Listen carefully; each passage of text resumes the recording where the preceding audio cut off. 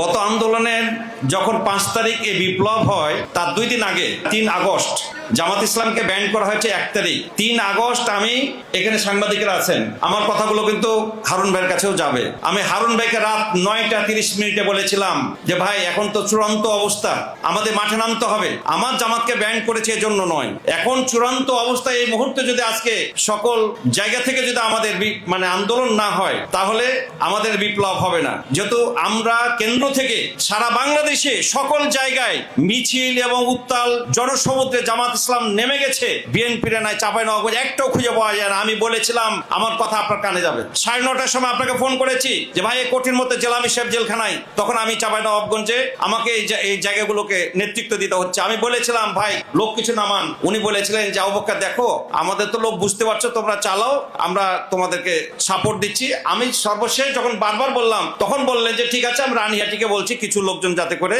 আসে। তখন পর্যন্ত তাদের মাথা ব্যথা নাই, কারণ তারা এটা চান নাই বলেই কিন্তু তিনি এই কথা বলেছিলেন। আমি চ্যালেঞ্জ বলছি আপনাকে, আমি কথা বলেছিলাম, আপনাকে শ্রদ্ধা করি বড় ভাই হিসেবে, কিন্তু আপনি এমন কথা বললেন না যেটা জাতির কাছে প্রতারিত হবেন, হয়ে গেছেন অলরেডি। আমি বলে দিতে চাই আমাদের বিরুদ্ধে বিষোদ্গার করা হয় যে জুলাই বিপ্লব আন্দোলনে সারা বাংলাদেশে দিয়েছেন আমাদের নুরুল ইসলাম বুলবুল। আজকে যারা বৈষম্য বিরোধী আন্দোলনের নেতৃবৃন্দ, তাদের পরিকল্পনা দেওয়া, তাদের মাঠে নামা এবং ফাইট করার ক্ষেত্রে সারা বাংলাদেশের নেতৃত্ব দিয়েছেন নুরুল ইসলাম বুলবুল।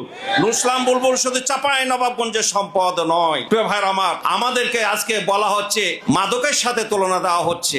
আমি বলি ভাইরা, মাদকের সাথে যাদের প্রীতি বেশি তারাই কিন্তু মাদকের গন্ধ খুঁজে, কারণ মাদকের বিরুদ্ধে আমার নেতা মাওলানা মতিউর রহমান নিজামী তিনি পয়েন্ট অফ অর্ডারে কথা বলেছিলেন সংসদে, আজও পর্যন্ত সেটা রেকর্ড আছে নাই?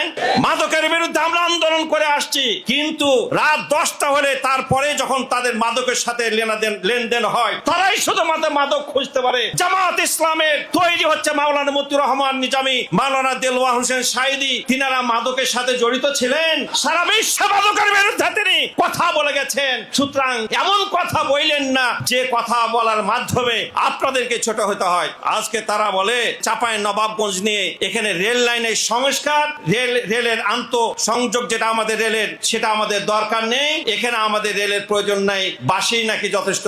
আপনারা বাসের মালিক তো, বাসের ইটাই আপনারা বেশি খুঁজবেন, জনগণের স্বার্থ আপনারা খুঁজবেন না। আপনারা চাইবেন না যে মেডিকেল কলেজ হোক যেখানে শিক্ষিত লোক তৈরি হবে, আপনারা এগুলো চান না। যারা মেডিকেল কলেজ চায় না, যারা রাস্তাঘাট চায় না, যারা রেল লাইন চায় না, মানবতার কল্যাণ যারা চায় না, আমরা মনে করি জনগণও আপনাদেরকে চায় না।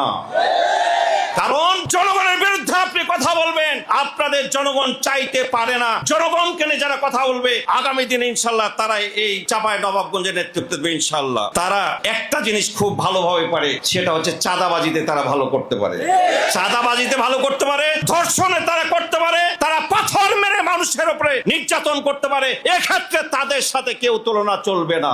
আমরা এগুলোর বিরুদ্ধে সারা জীবন আন্দোলন করে এসেছি। নুরুল ইসলাম বুলবুল যার জৈবন শৈশব কৈশোর এই মানবতার কল্যাণের জন্য তিনি ব্যয় করেছেন। তিনি চাঁপাইনবাবগঞ্জের ভিপি ছিলেন নবাবগঞ্জ সরকারি কলেজে। এই ছাত্র অবস্থাতে তিনি 4টি অনার্স কোর্স খোলার ব্যাপারে ভূমিকা রেখেছিলেন, সেখানে অনার্স কোর্স হয়েছে। রাজশাহীতে গেছেন, ছাত্রদের কল্যাণের জন্য ট্রাস্ট গঠন করেছেন যাতে হাজার হাজার ছেলে মেয়ে সেখান থেকে কল্যাণ লাভ করতে পারে। তিনি ঢাকায় গেছেন, ঢাকায় যাওয়ার ক্ষেত্রে ঢাকায় তিনি মানবতার কল্যাণের জন্য অনেক প্রতিষ্ঠান তিনি গড়ে তুলেছেন। যেখানে তিনি সুযোগ ছিল সেখানে সে প্রতিষ্ঠান গড়ে তুলেছেন মানবতার কল্যাণের জন্য।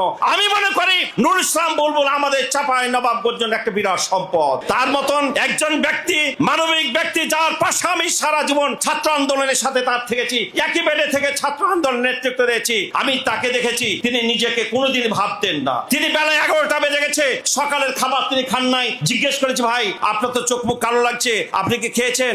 যে খাওয়া হয়নি তো ভুলে গেছি। নিজের খাওয়াই ভুলে যায় যিনি, যার মানবতার কল্যাণের জন্য ছুটে চলে যান। আমাদের এখানে 17 জন ভাই বোন শাহাদাত বরণ করেছিলেন বিজলি পড়ে। তাদের পাশে যখন পুলিশ তাকে খুঁজে বেড়ে বেড়ায় তখন তার পাশে এসে 50,000 করে টাকা দিয়ে গেছেন। তার নিজের আব্বার জানাজা তিনি অংশগ্রহণ করতে, নিজের ভাইয়ের জানাজা শেষ করেছে, সাথে সাথে বাড়ি ঘর তার দখল ঘিরে ফেলেছে। এভাবে একজন মজলুম জনপদের মজলুম নেতাকে যদি আগামী দিনে মজলুম মানবতাকে যদি মুক্ত করার জন্য আমাদের প্রয়োজন হয়, আমরা আছি কিনা বলেন? আমরা জামাত ইসলাম বড় সম্পদ হারিয়েছি, আমাদের মাওলানা মতিউর রহমান নিজামী সহ বিশ্ব ইসলাম আন্দোলন নেতৃবৃন্দকে আমরা হারিয়ে দিয়েছি। আর হারাবার আমাদের কিছু নেই। এখন হচ্ছে মানবতার মুক্তির জন্য জন্য আমরা আন্দোলন সংগ্রাম করে মানুষকে মুক্ত করা। আগামী দিনে যদি এই দেশে জামাত ইসলামকে ক্ষমতায় আসে, জামাত ইসলামের জন্য চাইতে মানবতা বিজয়ী হবে, এটা আমরা মনে করি। এই জন্য আসুন আগামী 12 ফেব্রুয়ারিতে আমরা শুধুমাত্র জামাত ইসলামের ভোট নিয়ে আমরা এখানে বিজয় হতে চাই না। এখানে আওয়ামী লীগ আছেন, বিএনপি আছেন, সকল ভাই বোনেরা থাকতে পারেন। আমি মনে করি